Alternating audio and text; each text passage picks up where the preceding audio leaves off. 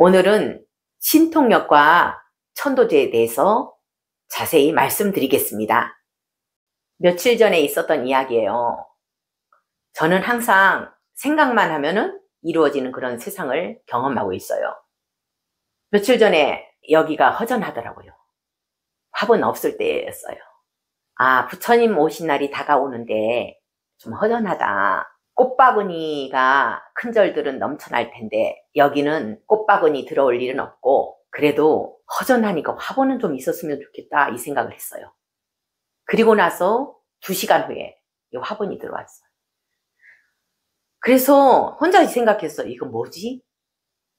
며칠 전에 용각산 캔디 사건, 그리고 동전 파스, 오이 사건, 이렇게 이루어지는 일들이 너무 많아서 일일이 다 열거할 수는 없고 이게 뭐지? 이게 뭐지? 하면서 다시 한번 신통력에 대해서 생각해 보는 계기가 됐어요. 며칠 전에 어떤 보살님이 그러더라고요. 본인은 방생을 엄청 많이 한대요. 스님 말씀처럼 바라는 마음 없이 엄청 하는가 봐요. 이 보살님이. 어느 날 미꾸라지를 사러 갔는데 옆에 민물개가 있더래요. 그것까지 달라고 했대요. 그리고 나서 방생을 했는데 개를 딱 놓는 순간에 갑자기 물 위에서 감사합니다. 이게 튀어오르더래요. 글자가. 그리고 이 보살님은 용궁에까지 초대됐대요. 꿈속에서. 거기서 VIP 손님이라는 그런 대접까지 받았대요. 워낙 방생을 많이 하니까. 이 보살님은 어떤 공덕이 생겼어요? 눈의 공덕이 생긴 거예요. 눈으로 이 개의 마음을 바로 읽고 있는 거예요. 눈의 공덕. 안이비설 신의 눈의 공덕이 생긴 거죠. 저는 뜻의 공덕이 생겼잖아요. 의식의 공덕. 생각만 하면 이루어지는 그런 공덕. 법화경에 안이비설 신이 6군에 800가지, 1200가지, 800가지, 1200가지, 800가지, 1200가지 공덕 중에서 바로 뜻의 공덕이 생긴 거예요. 신통력이 아니에요. 아까 보살님도 신통력이 아니에요. 눈의 공덕이 생긴 거예요. 그리고 지난 겨울 신주단지를 치워준 일이 있는데 비린내가 확 나는 거예요. 그래서 그 얘기를 했죠. 신주단지 안에 물고기들이 많이 들어있다. 그랬더니만 물고기 잡은 일 없는데요. 아버지가 이러는 거예요. 그러더니만 얼마 전에 와서 스님, 우리 아버지 물고기 많이 잡았어요. 집에 가서 생각이 났어요. 그물로 아예 잡았대요. 엄청 많이. 근데도 생각이 안 났대요. 여기서. 이 코의 공덕이 생기는 코의 공덕. 코로 업을 판단하는 거예요. 이 집안의 업이 어떤 업이 있는지를 코로 느끼는 거예요. 코의 공덕도 생겼고. 그리고 전에 뱃속에 있는 아기가 남자인지 여자인지 이것까지 볼 수 있는 그런 사례를 얘기한 적이 있죠. 저는 사람들이 저를 보고 신통력이 대단하다 이렇게 얘기하는 게 싫어요. 왜? 무당들처럼 그런 신통력이 아니기 때문에. 공덕의 힘으로 보살행의 결과로 생기는 그런 신통력이기 때문에 다른 신통력 있는 사람들하고 비교하는 게 싫다는 거죠. 진짜 신통력은 보살행의 결과로 안이비설 신의가 청정해져서 생기는 거가 바로 진짜 신통력이라는 거죠. 제가 어떤 유튜브를 본 적이 있어요. 옛날에 유명했던 스님 신통력에 대해서 얘기를 하더라고요. 어떤 보살이 사업을 하는데 망하게 생겼어요. 은행에서 융자도 못 준다고 연락이 왔대요. 그때 당시에.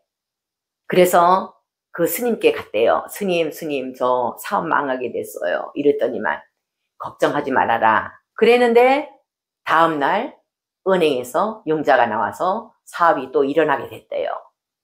그러다가 1, 2년 후에 다시 또 말아먹었대요.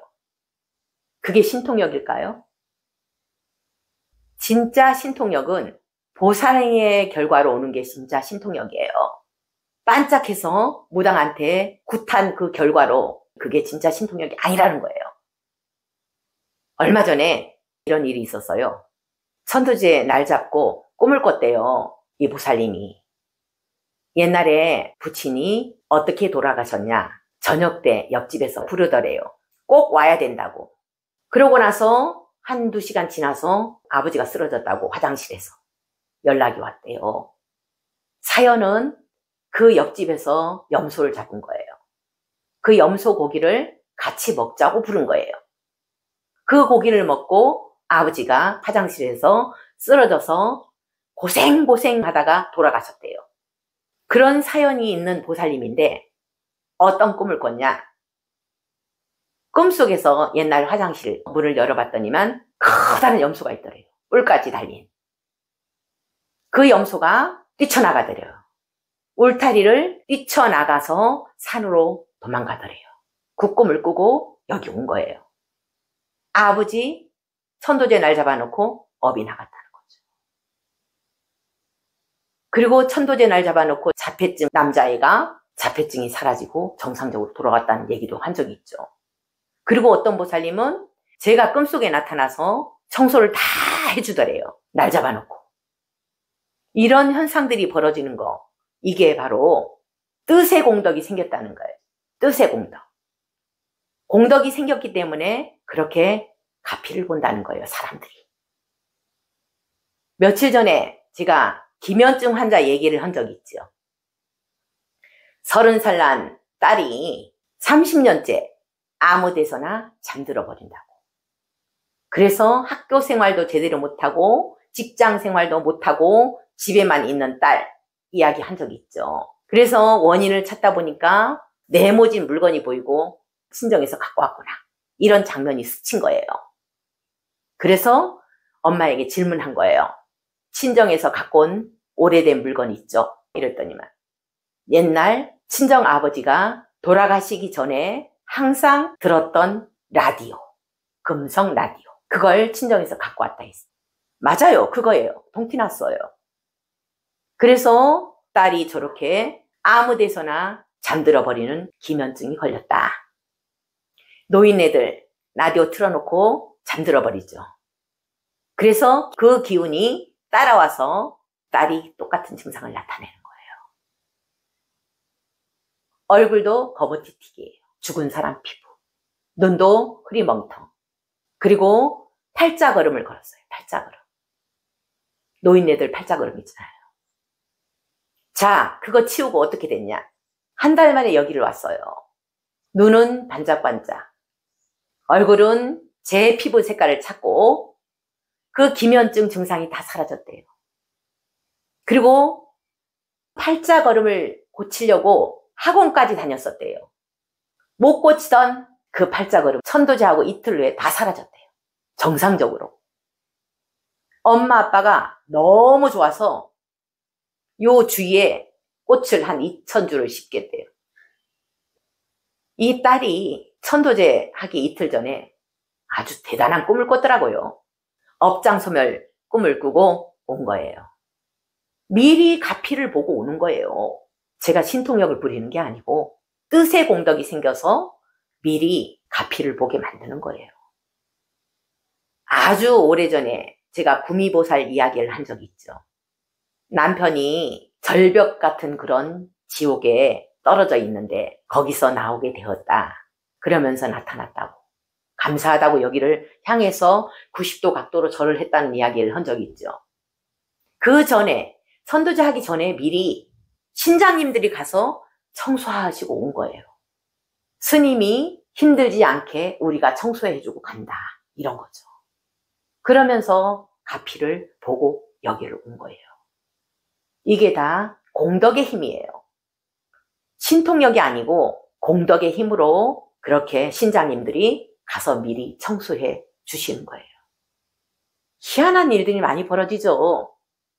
모르는 사람들은 신통력을 무당의 신통력하고 비교하는데 전혀 아니에요. 무당의 신통력은 반짝이에요. 여기는 원인을 가르쳐줘요. 원인을 제거하는 거예요.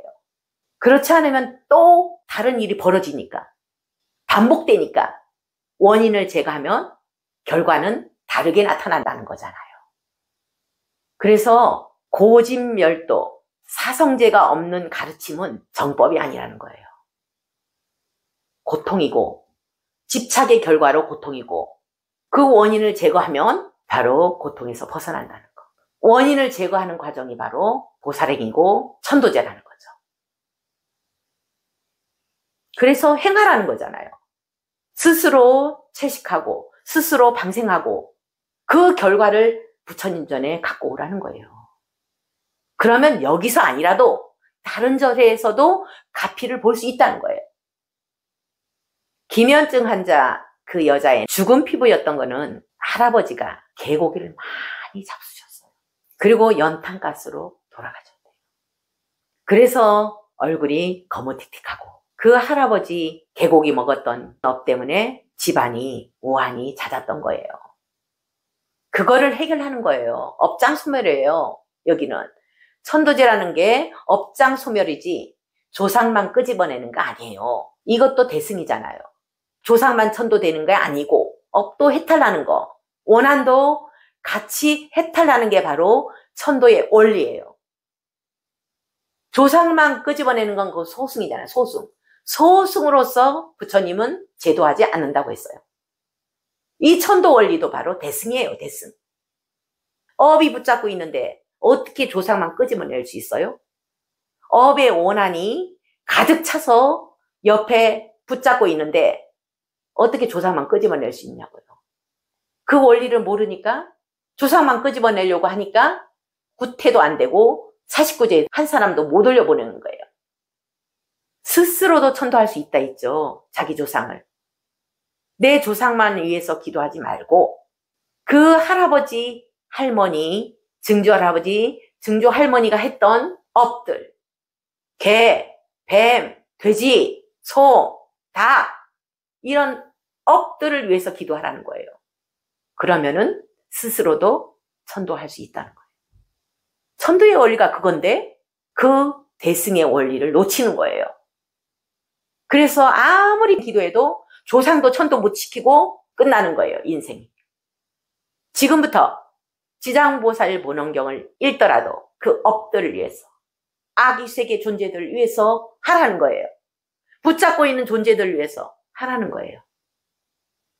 방생도 마찬가지로 그 업들 해탈을 위해서 방생을 하라는 거예요. 그러면은 누구나 절에 와서 천도제 안 해도 49제 안 해도 스스로 조상들 올려보낼 수 있다는 거예요. 대승을 놓치면 안 돼요. 나 혼자 연불해서 극락 가겠다? 그것은 소승의 마음이죠. 아미타 부처님이 소승의 마음으로 행을 했습니까? 대승의 마음으로 수억겁을 보살행한 분이 바로 아미타 부처님이에요. 이분의 행을 따라하는 게 바로 우리가 연불하는 목적이고 극락왕생 발언을 하는 목적입니다. 이제부터는 나를 위해서 하지 말고 내 가족을 위해서 하지 말고 원한들의 해탈을 위해서 기도를 바꿔보세요. 누구나 행복한 세상을 살아갈 수 있습니다.